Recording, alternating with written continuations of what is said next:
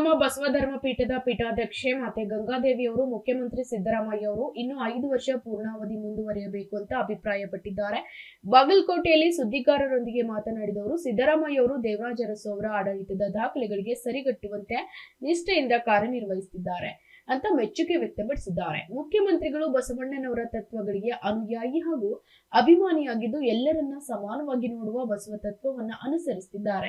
ಮಾತಿಗೆ ಬದ್ಧರಾಗಿ ನಡೆದುಕೊಳ್ಳುತ್ತಿರುವ ಕಾರಣ ಅವರು 5 ವರ್ಷ ಸಂಪೂರ್ಣಾವಧಿ ಆಡಳಿತ ನಡೆಸಲಿ ಎಂಬುದು ತಮ್ಮ ಆಶಯ ಅಂತ ಮಾತೆ ಗಂಗಾದೇವಿ ಹೇಳಿದ್ದಾರೆ. ಮಾನ್ಯ ಸಿದ್ದರಾಮಯ್ಯನವರು ದೇವರಾಜ ಅರಸು ಕಾಲದಲ್ಲಿ ಅವರು ಏನು ಕಾರ್ಯ ಮಾಡಿದ್ರು ಅದೇ ಥರ ಇವರು ಕಾರ್ಯವನ್ನು ಮಾಡ್ತಾ ಇದ್ದಾರೆ.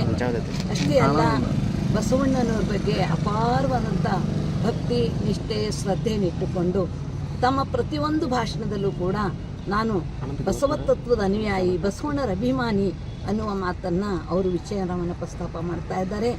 ಅದಕ್ಕೂ ಇದಕ್ಕೂ ಸಂಬಂಧ ಇಲ್ಲದೇ ಇದ್ದರೂ ಕೂಡ ನಾನು ಈ ವಿಚಾರವನ್ನು ಪ್ರಸ್ತಾಪ ಮಾಡ್ತಾ ಇದ್ದೀನಿ.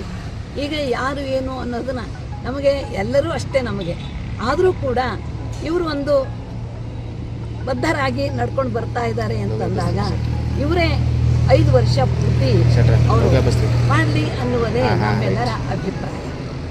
ಅಂದಾಗ ಇವರು DKಶಿನೂ ಕೂಡ ಒಳ್ಳೆಯವರೇ ಕಾರ್ಯ ಮಾಡ್ತಾ ಇದ್ದಾರೆ.